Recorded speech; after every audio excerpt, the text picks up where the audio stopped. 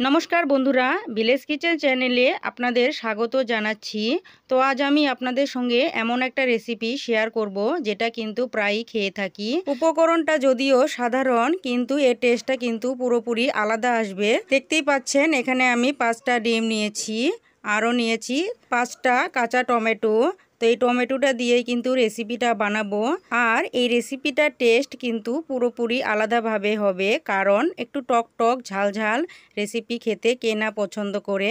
তো দেখুন, প্রথমে আমি কড়াইটা বসিয়ে দিয়ে জল দিয়ে দিলাম পরিমাণ মতো, আর তাতে 5টা ডিম দিয়ে দিলাম। তো সেদ্ধ করে নেব। তো মোটামুটি 15 মিনিটের জন্য সেদ্ধ বসিয়ে দিয়েছি। তো এদিকে আমি টমেটোটা চাকচাক করে কেটে নিচ্ছি। বেশি টুকরো করব না, 4 টুকরো করে কেটে নেব। তো একটু বড় বড় সাইজের থাকবে, দেখতেও কিন্তু খুবই সুন্দর লাগবে। তো দেখুন টমেটোগুলো কাটা হয়ে গেছে। তো এবার একটা প্লেটে তুলে নিলাম। ওদিকে কিন্তু ডিমটা সেদ্ধ বসিয়েছি, আর সময় নেবে মোটামুটি 15 মিনিট। তো এই 15 মিনিটেই কিন্তু আমি বাকি কাজটা সেরে নিতে পারবো।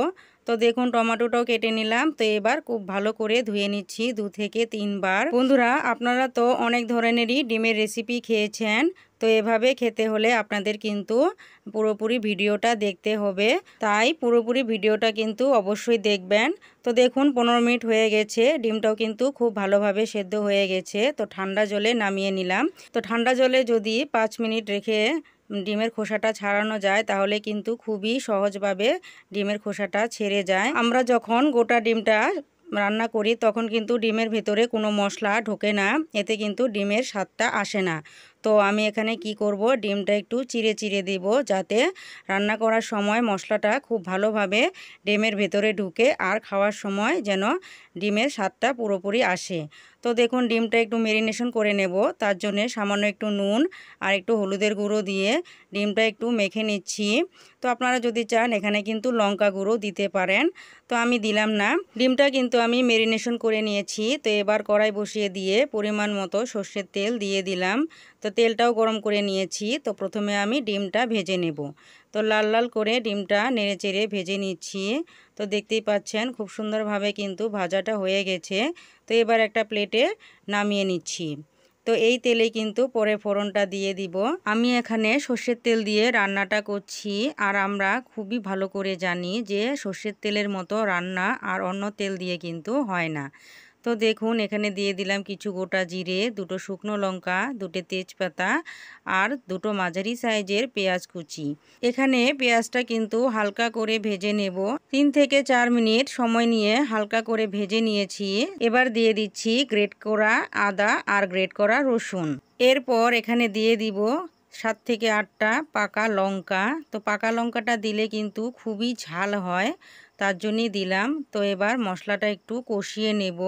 মোটামুটি 6 থেকে 7 মিনিট পেঁয়াজ রসুনটা কষিয়ে নিয়েছি। এবার কেটে রাখা টমেটোটা দিয়ে দিলাম। তো কি করব, টমেটোর সঙ্গে আর মশলাটা খুব ভালোভাবে কষিয়ে নেব। তো দিয়ে দিলাম 1 চামচ জিরের গুঁড়ো, 1 চামচ কাশ্মীরি লঙ্কার গুঁড়ো। এখানে আর আপাতত কোনো মশলা দেব না, কম মশলাতেই কিন্তু রান্নাটা বেশি টেস্টি লাগে।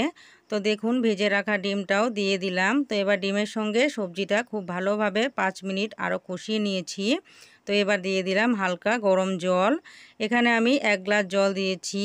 তো বেশি জলও লাগবে না, একদম কষা কষা রান্নাটা হবে। এবার দিয়ে দিলাম স্বাদ মতো নুন আর আধা চামচ হলুদের গুঁড়ো। তো এবার আর একটু নেড়ে চেড়ে নিয়ে ঢাকনা দিয়ে ঢেকে দিব। তো দেখুন একটু নেড়ে চেড়ে নিলাম। তো এবার ঢাকনা দিয়ে ঢেকে দিচ্ছি মোটামুটি 15 মিনিটের জন্যে। তো গ্যাসের ফ্লেমটাও কিন্তু লতেই রেখেছিলাম। 15 মিনিট হয়ে গেছে। তো ঢাকনাটা খুলে আর একটু নেড়ে চেড়ে নিচ্ছি। তো আপনারা দেখতেই পাচ্ছেন এখানে কিন্তু বেশি রকম মশলা কোনো ব্যবহার করিনি। তো ডিমের এই রেসিপিটা নামানোর আগে 1 চামচ গরম মশলা দিলেই কিন্তু রান্নাটা একদম পারফেক্ট হবে। তো দেখুন রান্নাটা শেষ, গ্যাসের ফ্লেমটা অফ করে দিয়ে একটা প্লেটে নামিয়ে দেখাচ্ছি।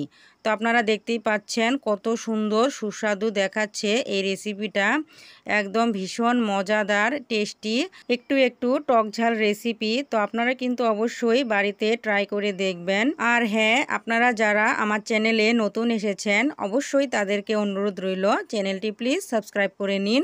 আর যারা ফেসবুক পেজ থেকে দেখছেন পেজটিকেও কিন্তু ফলো করে দিবেন। এই রেসিপিটা যদি ভালো লেগে থাকে তাহলে অবশ্যই একটা কমেন্ট, একটা লাইক আর একটা শেয়ার করে দিবেন। তো ফিরে আসছি আরেকটা নতুন রেসিপি নিয়ে। আজকের মতো তাহলে রাখি, টাটা।